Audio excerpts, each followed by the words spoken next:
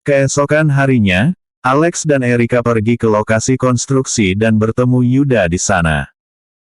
Erika sangat menghormati Yuda, Yuda tampak sedikit tidak nyaman. Karena dia baru saja mendengar bahwa Erika sebenarnya adalah istri Alex. Tidak heran pamannya Haris bersikeras agar Erika berpartisipasi dalam pembangunan Teluk Indah. Yuda terus bertanya-tanya seperti apa karakter Alex itu, dan dari nada bicara pamannya, dia juga sangat menghormatinya. Karena dia memiliki status yang tinggi, mengapa dia masih membiarkan istrinya menegosiasikan kerja sama dengan keluarga Wibowo? Ketika tidak ada orang di sampingnya, Yuda berbisik, "Kak Alex, aku ingin mengundangmu untuk minum siang ini. Apa kamu punya waktu?" Alex berpikir sejenak. Erika akan pergi menemui Friska nanti. Kemarin ia melepaskan pakaian Friska untuk mengobatinya, pasti akan canggung jika bertemu nanti. Lagi pula, tidak ada lagi yang bisa dilakukan hari ini, jadi dia setuju dengan undangan Yuda. Yuda sangat senang, "Kak Alex, kamu berhasil membujuk Devan untuk memberimu begitu banyak kompensasi beberapa hari yang lalu, sungguh hebat. Berita ini telah menyebar ke seluruh Jakarta." Alex tersenyum tipis, "Apakah menurutmu Devan akan menerimanya? Jika dia benar-benar terima, apa mungkin masih akan ada pembunuh dari organisasi pencabut nyawa yang datang kemarin untuk membunuhku dan Erika?" Yuda berkata, "Memangnya apa yang bisa dia lakukan? Cepat atau lambat, dia akan berlutut di bawah kakimu. Ngomong-ngomong, Kak Alex, mengenai renovasi Villa No. 9 di Gunung Runju. Aku sudah mengirimkan tim renovasi ke sana. Pekerjaannya telah dimulai 2 hari lalu. Jangka waktunya paling lama tidak akan lebih dari 10 hari. Apakah ada hal lain yang kamu perlukan?" Alex berkata, "Tidak ada lagi untuk saat ini. Namun, setelah selesai makan nanti, aku ingin pergi melihat desain renovasinya." Yuda berkata, "Tidak masalah, aku akan menemanimu." Keduanya makan siang bersama, lalu Yuda ingin menemani Alex melihat villa itu. "Kak Alex, aku akan menemanimu ke villa untuk melihatnya." Alex berkata, "Yuda, kamu juga sangat sibuk, kamu bisa pergi mengurus pekerjaanmu. Aku akan mencari taksi untuk ke sana." Melihat sikap teguh Alex, Yuda berkata, "Baiklah, Kak Alex. Jika ada yang harus aku lakukan, telepon aku kapan saja." Alex pergi ke Villa No. 9 di Gunung Runju sendirian. Seperti yang diharapkan, ada sekitar 7 atau 8 pekerja renovasi yang sedang merenovasi villa. Bugatti Chiron milik Andi terparkir di garasi.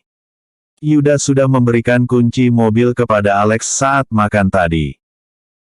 Alex membuka pintu mobil dan melihatnya, lalu mengomel, "Andi ini benar-benar pandai menikmati hidup, aku saja tidak pernah mengendarai mobil sebagus ini." Memang, Alex tidak pernah mementingkan merek mobil, selama mobil itu memiliki tenaga yang cukup dan kinerja penanganan yang baik, itu sudah bagus. BMW X5 dikemudikan oleh Erika. Setelah makan siang dengan Yuda, Alex datang dengan taksi. Saat berpikir bahwa mobil ini akan menjadi hadiah ulang tahun pernikahan untuk Erika di kemudian hari, dia memutuskan untuk menguji performa mobil tersebut. Maka, Alex mengemudikan Bugatti Chiron keluar dari garasi dan mengendarainya perlahan-lahan ke pusat kota. Alex melaju ke pusat kota, persimpangan di depan sedang lampu merah, dia mulai melambatkan laju mobil. Dia tiba-tiba melihat Nova berdiri di persimpangan jalan, memikirkan kejadian sebelumnya, dia mungkin akan menjadi target khusus Nova, sebaiknya dia tidak mencari masalah. Begitu Alex memutar mobilnya, dia berencana untuk kembali melalui rute yang sama. Siapa sangka, Alex yang memutar balik mobilnya di tengah jalan, malah menarik perhatian Nova yang sedang lewat. Siang ini Nova pergi ke Danau Runju lagi untuk memeriksa lokasi pembunuhan. Yang dia kendarai sekarang adalah sepeda motor polisi. Saat melihat Bugatti Chiron berputar balik, dia menjadi curiga. Dia segera mempercepat laju, dan sepeda motor berhenti di depan mobil Alex. Berhenti, ada pemeriksaan. Alex mendongak, dan di depannya berdiri seorang polisi wanita cantik dan berwibawa yang memakai helm.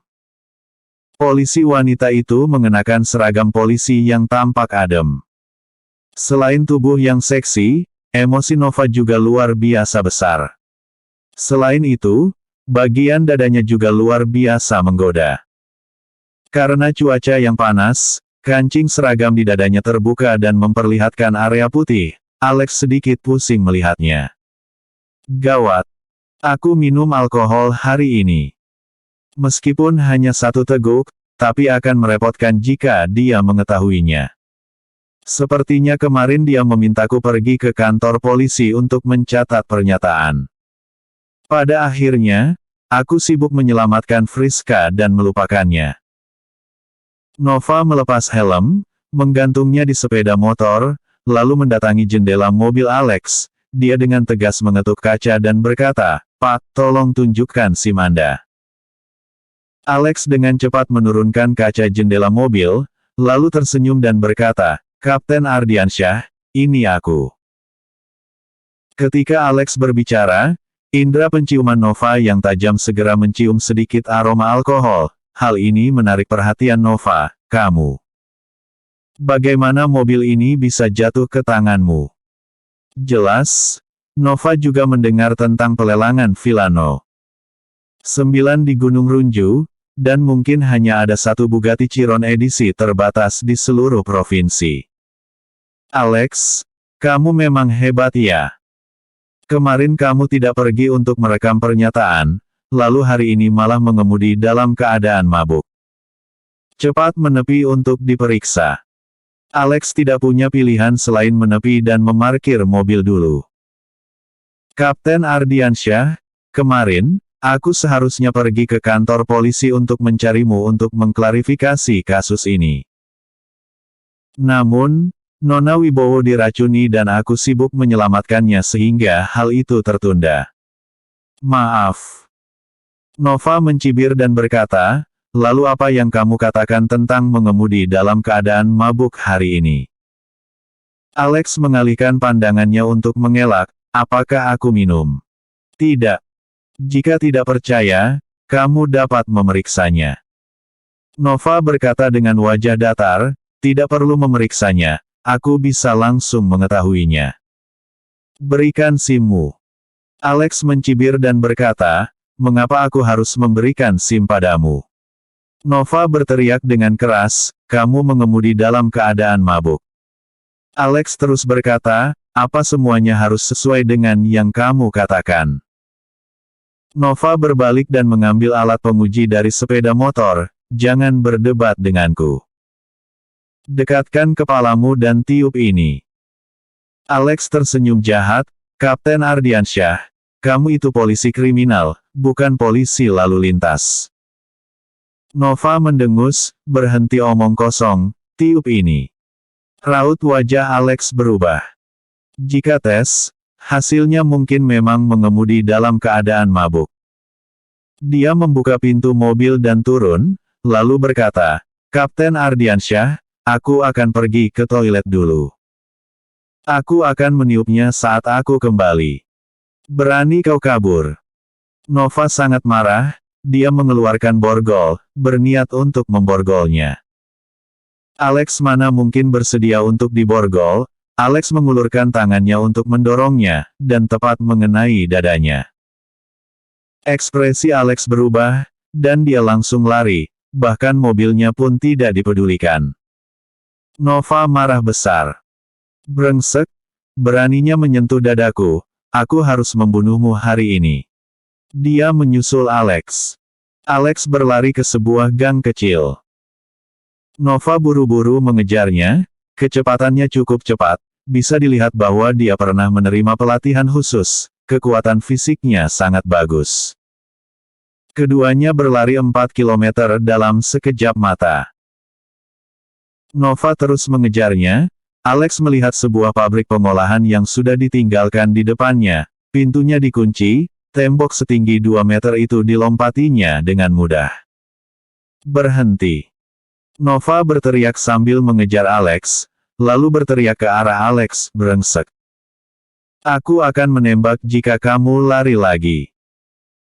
Alex menoleh dan melihat, sial, Nova benar-benar mengulurkan tangannya dan mengeluarkan pistol. Apakah kamu benar-benar berani menembakku? Episode sebelumnya. Menyembuhkan Friska. Episode berikutnya. Harry.